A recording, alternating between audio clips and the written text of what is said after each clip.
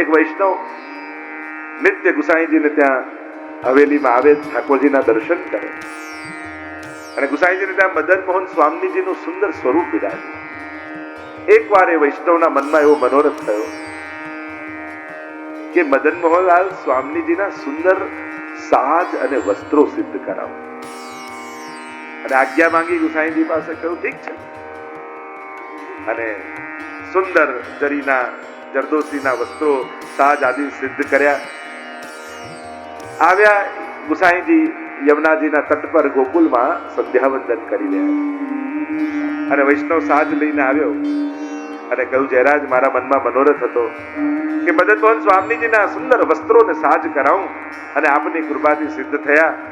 તો મારી ઈચ્છા એવી છે કે આપના હસ્તે આપ સ્વયં ઠાકોરજીને જણાવો. સેવા કરીએ તો ખરા, સામગ્રી શ્રૃંગાર વસ્ત્રો પધરાવીએ તો ખરા, પણ મનમાં ભાવ એવો હોય કે કોઈ વલ્લભકુલ દ્વારા અમારા શ્રૃંગાર અંગીકાર થાય, કોઈ ભગવતી દ્વારા સ્વીકાર થાય. કારણ કે ધરવું અને ધરાવવું બંનેમાં ફરક છે. આપણે ધરી જઈએ પણ કોઈ શ્રેષ્ઠીના હાથે ધરાવાય ને તો એનો આનંદ કંઈક જુદો હોય. પ્રભુ એને ઉત્સાહથી અંગીકાર કરે, એટલે આપણે ત્યાં ભાવ હોય. અને જ્યારે ગુસાઈજીની આગળ એ વસ્ત્રને પધરાવ્યા ત્યારે ગુસાઈજીએ વસ્ત્ર સાજ આદિના લઈ યમુનાજીમાં પધરાવી દીધા. અને યમુનાજીમાં પધરાવી દીધા ત્યારે વૈષ્ણવને બહુ ખેદ થયો. અરે નહોતા ગમ્યા તો મને ના પાડી દેવી હતી, આ રીતે યમુનાજીમાં પધરાવી દેવાય. એનું મન તૂટી ગયું, નેત્રોમાં અશ્રુ ભરાઈ આવ્યા.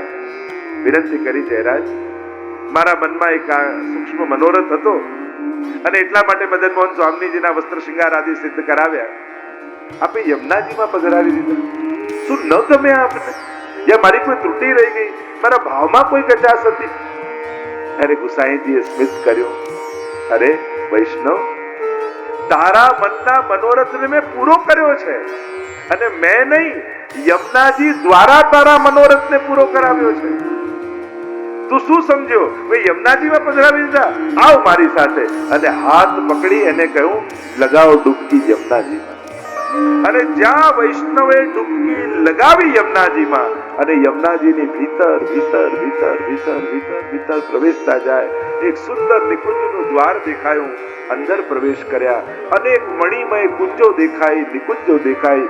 અંદર ચાલતા ચાલતા ચાલતા છેક ભીતર ગયા અને છેક નિકુંજમાં પહોંચ્યા.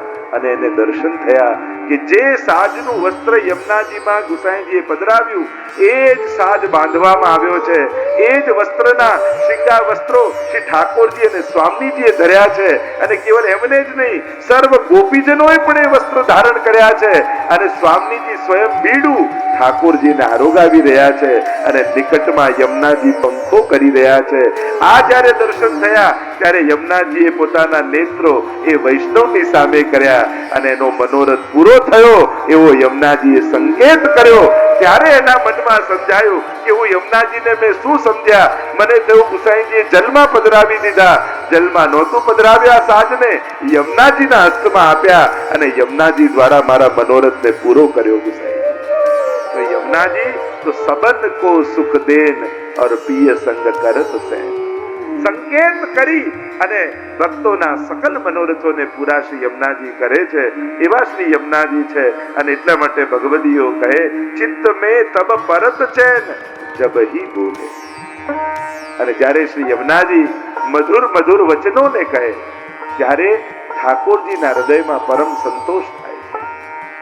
ચિત્ત મે તબ પરત ચેન જબ હી બોલે. એવા શ્રી યમુનાજીના ગુણગાન ગાતા શ્રી હરિરાયજી આગળ ગાન કરતા આ પદમાં કહે, સબ બાત ઇનકે. શ્રી યમુનાજી કેવા છે? અતિ વિખ્યાત. એટલે કે આ ભૂલોકમાં જ નહીં, ગોલોકમાં જ નહીં, પણ યમુનાષ્ટકમાં મહાપ્રભુજી આજ્ઞા કરે, 14 લોકોને લોકને પાવન કરનારા યમુનાજી. અતિ વિખ્યાત, અતિ વિખ્યાત. એટલે કે યમુનાજીનો યશ 14 લોકમાં ગવાય છે. સુરાસુર સુપૂજિત, દેવો તો ગાય છે, અસુરો પણ ગાય છે. અને યમુના બહેન છે. દેવો ને દાનવો બંને ગાઈ રહ્યા છે. અનેકવિધ કથાઓ પુરાણમાં પણ ઉપસ્થિત છે. કેવા છે યમુનાજી? અતિ વિખ્યાત और सब बात इनके हाथ। ભક્તની ભાગ્ય વિધાત્રી શ્રી યમુનાજી છે। એટલે જ આગળના પદોમાં આવશે 41 પદોમાં ભાગ્ય સૌભાગ્ય શ્રી યમને જુદે। ભાગ્ય ને સૌભાગ્યના દાત્રી યમુનાજી છે। ભાગ્ય ને સૌભાગ્ય બે કેમ કયા? તો કે ભાગ્ય લૌકિક મળે ભાગ્ય, અલૌકિક મળે સૌભાગ્ય। ઘર મળે એ ભાગ્ય, ઘરમાં ઠાકોરજી પધરાવવાની ઈચ્છા થાય એ સૌભાગ્ય। ધન મળે એ ભાગ્ય, ધનને મનોરથ કરવાની ઈચ્છા થાય એ સૌભાગ્ય। શરીર મળે એ ભાગ્ય, પણ વૈષ્ણવ કુળમાં મળે એ સૌભાગ્ય। ભાગ્ય ને સૌભાગ્ય બંનેના દાત્રી શ્રી યમુનાજી છે। જીવવા મળે એ ભાગ્ય, બોલી શકો ભાગ્ય છે, બોલી શકો છો, પણ મુખમાં યમુનાજીના નામ આવે એ સૌભાગ્ય। આંખ મળી એ ભાગ્ય, ભગવત દર્શન મળ્યા એ સૌભાગ્ય। કાન મળ્યા એ ભાગ્ય, કથા મળી એ સૌભાગ્ય। તો આ ભાગ્ય સૌભાગ્ય શ્રી યમને જો દેઈ એટલે કહ્યું સબ બાત ઇનકે હાથ। એમ કહેવાય કે જીવ જ્યારે બ્રહ્મ સંબંધ લે, ઠાકોરજીના શરણમાં આવે, ત્યારે એના કર્મોની ફાઇલ યમના હાથમાંથી યમુનાના હાથમાં આવી જાય। હવે વિચાર કરો, કોઈ બાને એના દીકરાનું નસીબ લખવા માટે બેસાડો તો પછી શું બાકી રાખે? એમ જ જ્યારે જીવ શરણ આવે અને બ્રહ્મ સંબંધ જબ હોત યા જીવ को तब ही इनकी भुजा बाम पर के और दौर कर शोर कर जाए पिए सो कहे।